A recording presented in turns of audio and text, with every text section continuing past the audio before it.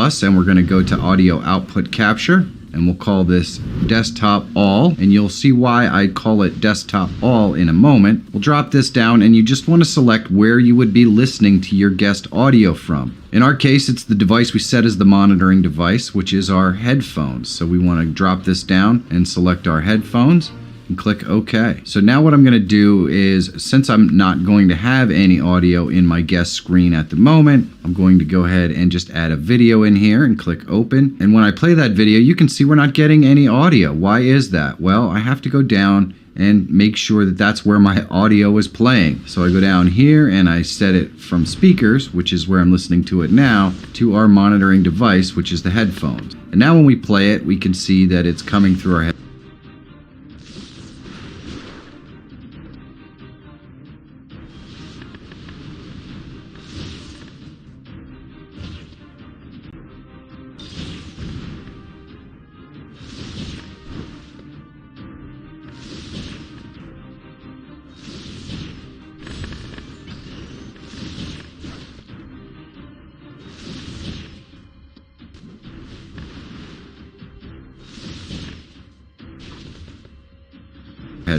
So now I'm going to flip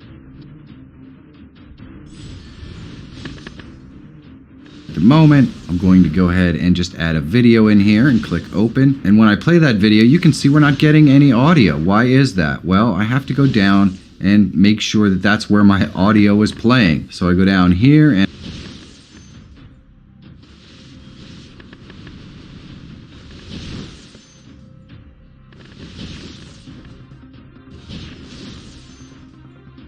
I set it from speakers, which is where I'm listening to it now, to our monitoring device, which is the headphones. And now when we play it, we can see that it's coming through our headphones. So now I'm going to flip back over into my main scene. And I want to show you why I put that at desktop all. So in our main scene here, I'm going to go ahead and I'm going to add another audio output capture. But I'm not going to use the same one. I'm going to create another one, and this is called Desktop Me. And I'm going to select the exact same output, the headphones. And then I'm going to go over to Audio Mixer, and I'm going to click the little gear. And I'm going to go to Audio Me, and I'm going to drop down the audio monitoring. And in this case, I want to be able to hear the guests when it's just me on the screen, but I don't want the audience to be able to hear it. So I'm going to drop this down and select Monitor Only and Mute Output, and click Close. And that means I'm monitoring the guest audio so I can hear it, but it's not going out to the live stream. Now if I flip back over into our guest scene, I'm going to go ahead and select that gear.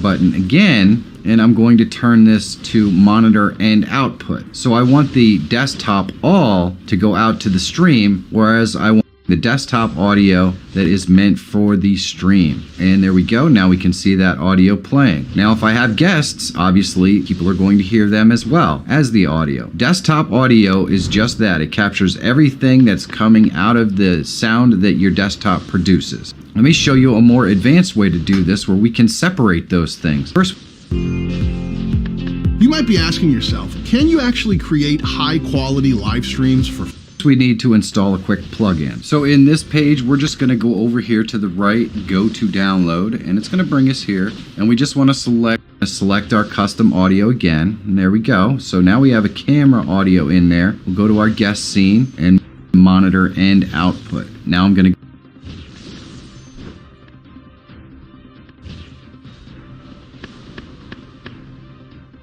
What's up, guys? To pick up sound from your default audio input device, which will be set by your operating system. Next, click on this gear icon again to access your advanced audio properties. This panel will allow you to change the overall volume of the audio source, add a sync offset, and most importantly, change the audio monitoring option. In order to allow OBS to pick up the sound as well as hear it while recording or streaming, set this option to Monitor and Output. I prefer to set my desktop audio to Monitor and Output and my microphone to Monitor only. This will allow me to hear the desktop audio, and OBS will record my mic audio input. In case you still have audio issues after applying these changes, then make sure to navigate to your OBS settings window. Here, in the Audio tab, set your sample rate to 48 kHz if you can. Under Global Audio Devices, I like to set my desktop audio and mic sound input device to my default Windows device, as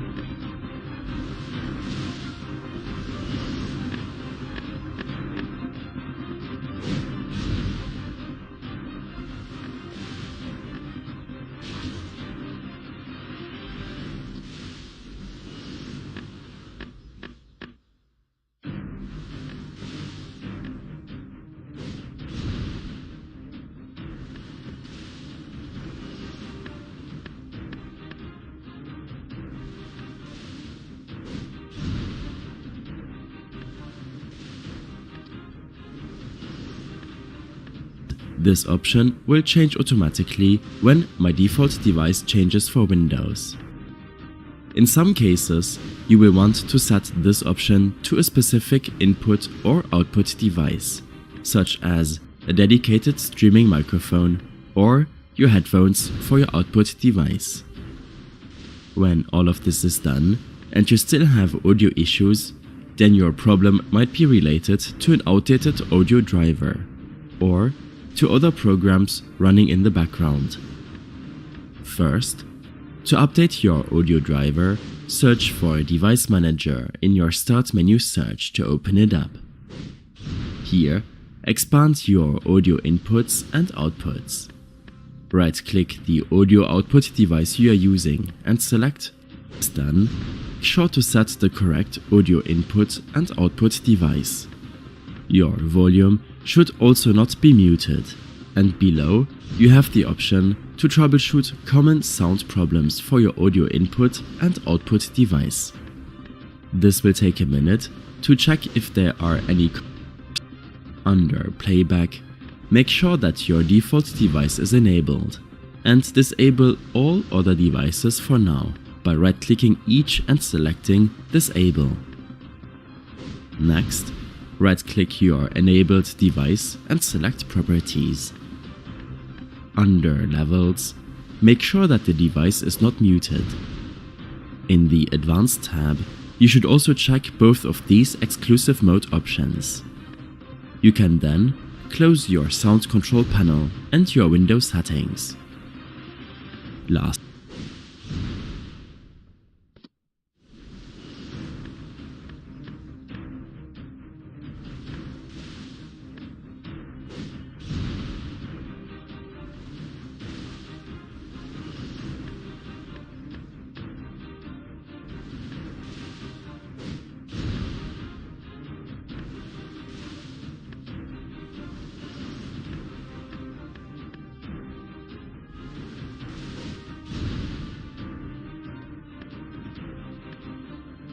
Lastly, you should prevent programs. In the Processes tab, right-click the programs which could change your audio device's properties and select End Process.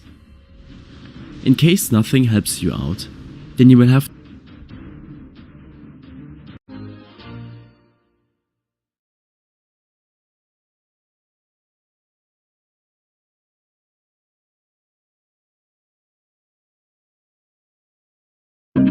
Music Hub is not only for newcomers, but also for established musicians. If you're looking for the In this video, I'm going to be showing you how you can separate all of your different audio information ever again. So do your installed, you should have this new option in your sources menu called Application Audio Output Capture. But before we go about adding all of our individual audio sources, you want to jump into the settings, go to the audio tab, and just make sure that desktop audio and desktop audio 2 are both set to disabled, and this will prevent us getting any duplicated audio. Whilst we're in here, you might as well make sure that your mic auxiliary audio is set to the correct mic.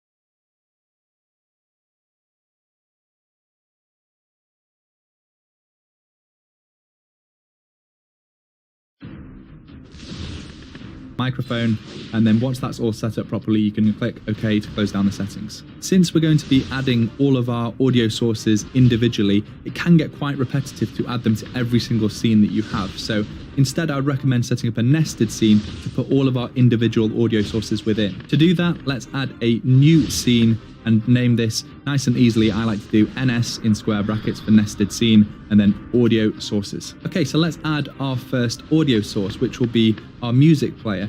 Now it's important to note that you actually have to have the application open that you want to capture. So for me, that's Spotify, but if you use iTunes or Deezer or Amazon Music, you just need to have the application open and ideally playing some music as well. So I'll start playing some music using Spotify, and then back within OBS, within our nested scene, we want to add a new source using the new application audio output capture. And then you probably want to name this just to keep things organized. So I'm going to call this music, since we're going to be capturing our music audio source. And the only option we need to change here is the window. We want to find the right executable. For me, that's spotify.exe. And then we can leave the window match priority at match title, otherwise find window of same executable, which just means no matter what song is playing in Spotify, it's going to be capturing the audio from that application. Everything can be left at the defaults, and then we can click OK. And if we look down here at the audio mixer, we can see that we have a new meter here for our music. And if I was to then pause Spotify, you can see the meter comes back down again. And this is completely independent of any of the other sounds happening on my desktop. So any system sounds or game sounds or Discord audio won't be coming through this music channel. So next, you want to repeat this process of adding your audio sources and capturing a specific window. Maybe you want to do one for your teammates using Discord, one for your game audio, one for your system sounds, or one for your browser audio if you're the kind of person that likes to watch things like YouTube whilst you're on stream. Once you've gone through and added all of the different audio sources you want to capture, we can head across to any of our other scenes, like this example game scene, and actually add the audio sources nested scene as a source. So come across to sources here, click the plus icon, look for scene, and then we're going to add our existing nested scene of audio sources. And you can see as soon as I click that, we then in our audio mixer get the options for all of the different audio sources that we added within that nested scene. So now you have complete independent control over all of your different audio sources for your stream. So if you need to change volumes or mute certain sources, or even add advanced filters to individual sources, you can do so. A couple of advanced bonus tips: if you own something like a Stream Deck, you can add keys to individually control each of these audio sources. So without having to Alt-Tab, you can quickly lower the volume of your teammates in Discord, for example. You do need to use the OBS Tools plugin from Bar Radar, but once you've done that, you can just drag onto a certain key on your Stream Deck and then control an OBS audio source directly. Also, if you want OBS Studio to automatically lower and raise your music volume when you start and stop speaking, you can do that by doing something called audio ducking or sidechaining directly within OBS. All you have to do is add a filter to your music. Do so. A couple of advanced bonus tips: if you own something like a Stream Deck, we can head across to any in the specific window. Maybe you want to do sounds or game sounds or Discord audio won't be coming through this music channel. So next, you want to repeat this process of adding your audio sources and capturing the specific window. Maybe you want to do one for your teammates using Discord, one for your game audio, one for your system sounds, or one for your the audio mix of same execution. In our nested scene, we want to add a new source using the new application audio output capture, and then you probably want to name this just to keep an important individual to disabled. But before we go, 0 is ever again. So do yourself a favor and grab the NordPass premium plan with 50% off plus an additional 4 months for free by going to nordpass.com/gamingcareers or using code gamingcareers at checkout.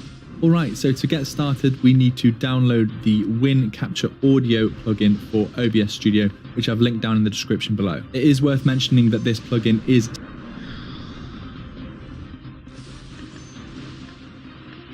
still in beta testing, but I've been using it for the past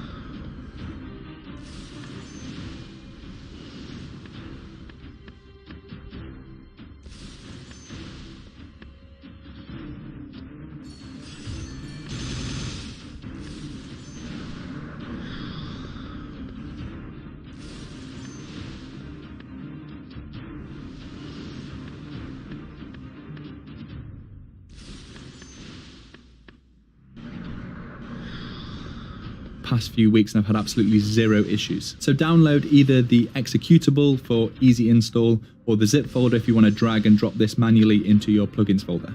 Once installed, you should have this new option in your sources menu called Application Audio Output Capture. But before we go about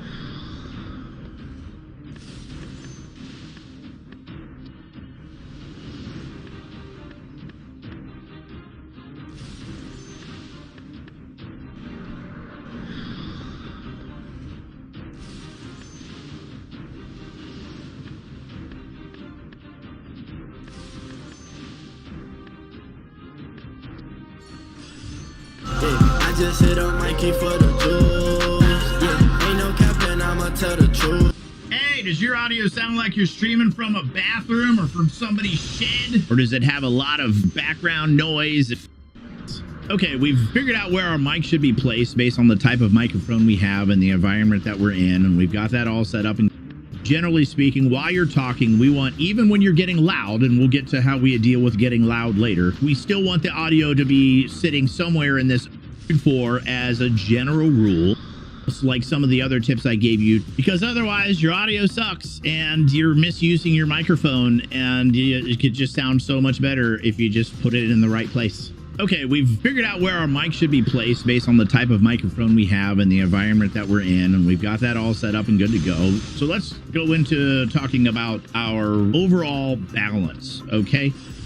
When we're talking about audio balance, you've got a couple things going on. In most cases in your OBS, you're going to see over here, we have the microphone audio, and then we have the desktop audio, or your stream mix, if you will. If you're looking at the audio mixer, and this is the same in both Streamlabs OBS and OBS Studio, like I'm using here, what we're trying to shoot for as a general rule, as you can see, I'm talking right now, we want our audio in the microphone to be, for our voice as the streamer, to be hitting the upper registers of this yellow area here. If it once in a while touches the red but doesn't ever really stay there, that's okay. Generally speaking, while you're talking, we want, even when you're getting loud, and we'll get to how we deal with getting loud later, we still want the audio to be sitting somewhere in this upper yellow register. That will mean volume 4 to add in and how much ambient noise is in the studio that's being picked. I'm going to disable very quiet tracked mode, and you set free download and install of the Reaper plugins, and it gives you all kinds of nice little audio filters for free that you can plug into OBS. They're very powerful and they work really well, but my favorite one to use out of those Reaper VST plugins is the Reaper. So let's bring that bad boy open and show you what it looks like. It has multiple things that it can do, but the one we're really going to focus on with the Reaper plugin here is the subtract mode. And essentially how it works, what we're going to do is we're going to set the edit mode to precise. We can leave the FFT size to default. We're not going to touch the output gain. We're going to change the mode and make sure it's on subtract.